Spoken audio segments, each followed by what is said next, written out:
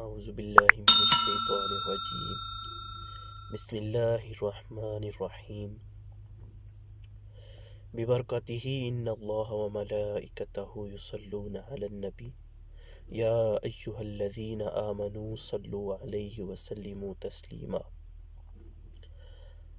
اللہم صلی وسلم وبارک علی سیدنا ونبینا ومولانا محمد وعلی آلہ واصحابہ وسلم وبارک۔ آج کا ہمارا عنوان میت کی نماز جنازہ کس کو پڑھانی چاہیے۔ اس موضوع کے اوپر بات کرتے ہی انسانی ذہن میں ایک سوال دستک دیتا ہے کہ جنازہ ہے کیا؟ نماز جنازہ ہے کیا؟ تو بیسیکلی نماز جنازہ ایک دعا ہے جو باقاعدہ طور پہ صف بندی کر کے کھڑے ہو کے 4 تکبیرات کے ساتھ اپنے بھائی مسلمان بھائی کے لیے دعائے مغفرت کرنا نماز جنازہ کہلاتا ہے۔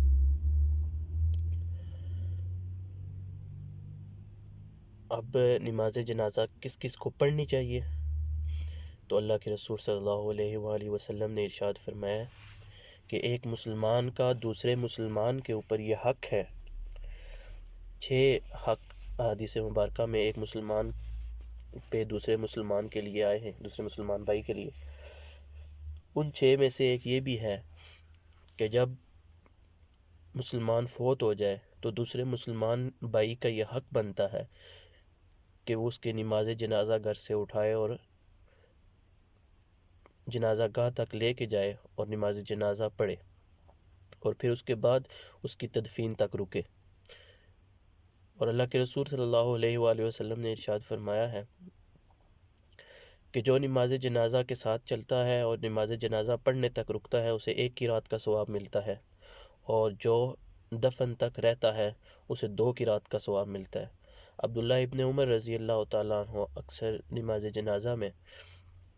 جنازہ پڑھنے کے بعد واپس آ جایا کرتے تھے، تو ان کو ایک صحابی نے کہا کہ اے ابن عمر، آپ کو پتہ ہے کہ اللہ کے رسول صلی اللہ علیہ وآلہ وسلم نے ارشاد فرمایا ہے کہ جو نماز جنازہ پڑھتا ہے صرف اسے 1 قرات کا ثواب ہے، اور جو دفن تک رہتا ہے اسے 2 قرات کا ثواب ہے۔ تو آپ نے فرمایا نہیں، میرے علم میں یہ نہیں تھا، اور آپ حضرت عائشہ رضی اللہ تعالیٰ عنہا کے پاس تشریف لے گئے اور مسجد میں کھڑے ہو کے ہاتھ میں کنکریاں اٹھائی ہوئی تھی اور ایسے ہی انہیں گھما رہے تھے، اور پیغام رسان کو بھیجا کہ جائیں اور ام المومنین سے پوچھ کے آئیں کہ کیا یہ حدیث درست ہے۔ جو جب اس کی تصدیق ہو گئی تو آپ نے وہ کنکریاں زمین پہ زور سے پھینکی اور فرمایا کہ ابن عمر، تو نے تو بہت سارے قرات کا نقصان کر دیا ہے۔ تو پھر بعد میں اللہ کے رسول صلی اللہ علیہ وآلہ وسلم نے ایک اور حدیث میں ہے کہ پوچھا گیا، صحابہ نے پوچھا یا رسول اللہ یہ قرات ہے کیا؟ فرمایا کہ ایک احد پہاڑ جتنا ثواب۔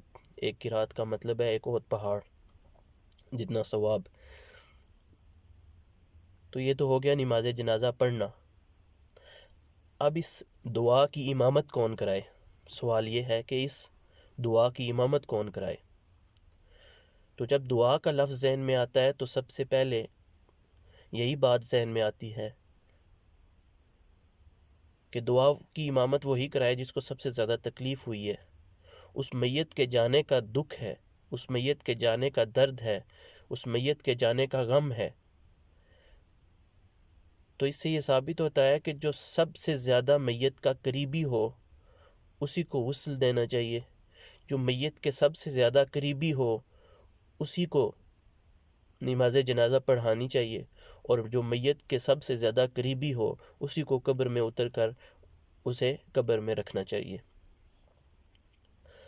تو سب سے قریبی رشتہ دار، سب سے قریبی لوگ، تو جب کسی کے والد گرامی فوت ہو جائیں، اس دنیا کو چھوڑیں، تو سب سے زیادہ اگر کسی کا نقصان ہوتا ہے، سب سے زیادہ اگر کسی کو تکلیف ہوتی ہے، ان کے جانے کا غم ہوتا ہے، تو وہ بیٹا ہوتا ہے۔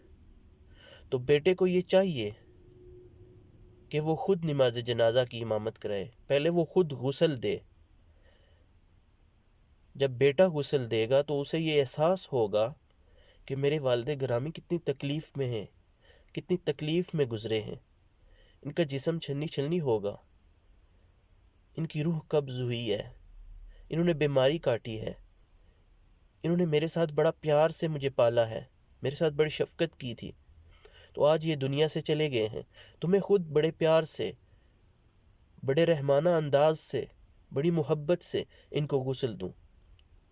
جب میں پاس کھڑا ہوں اور میں نہ دے رہا ہوں، اکڑ کے کھڑا ہوں، اور کوئی آ کے میرے باپ کو غسل دے، تو اسے کیا احساس، اسے کون سا درد ہے کہ وہ میرے باپ کو بڑے پیار اور محبت سے غسل دے گا، وہ میرے بھائی کو پیار اور محبت سے غسل دے گا، وہ میرے کسی قریبی رشتہ دار کو کوئی آ کے کیسے محبت سے غسل دے سکتا ہے، اسے کیسے درد ہوگا، اسے کیسے غم ہوگا۔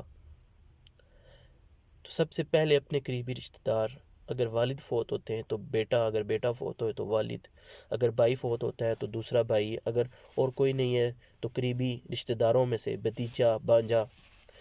اور عورت کے لیے تو ضروری ہے کہ جو عورتیں قریبی رشتہ دار ہیں اس کی، وہ غسل دیں، اور جو اٹھانے والے ہیں وہ اس کے محرم رشتے ہوں، اور نماز جنازہ بھی محرم پڑھائے تو زیادہ افضل ہے، بہتر ہے۔ میرا یہ کہنا نہیں ہے کہ جنازہ ہوتا نہیں ہے، لیکن افضل یہی ہے، بہتر یہ ہے کہ قریبی لوگ پڑھائیں، اور پھر قبر میں بھی محرم ہی لوگ اترے۔ اب ہمارے ہاں تو یہ رواج سا ہے کہ ہم بڑا چادر اوپر اوڑھتے ہیں، اور بڑی مطلب کہ ہم پردے کا انتظام کرتے ہیں، اور جو قبر میں کھڑے ہوتے ہیں، قبر کے اندر اترے ہوتے ہیں، وہ نامحرم لوگ ہوتے ہیں۔ تو یہ پھر اوپر چادر اوڑھنے کا اور یہ ساری چیزوں کا کیا فائدہ ہوا، جب قبر میں جو لوگ اتار رہے ہیں وہ تو نامحرم ہیں۔ ہم محرم تو باہر دور تھوڑا سائڈ پہ ہو کے کھڑے ہوتے ہیں، کیونکہ ان کے پاس تو لوگ جمع ہوئے ہوتے ہیں افسوس کے لیے، کیونکہ سب نے منہ دکھانا ہوتا ہے نا نماز جنازہ میں کہ میں بھی آیا ہوں تیرے قریبی رشتہ داروں کی میت کے اوپر، اور میں بھی جنازے میں شریک ہوا ہوں، رسم بھی تو ادا کرنی ہوتی ہے نا۔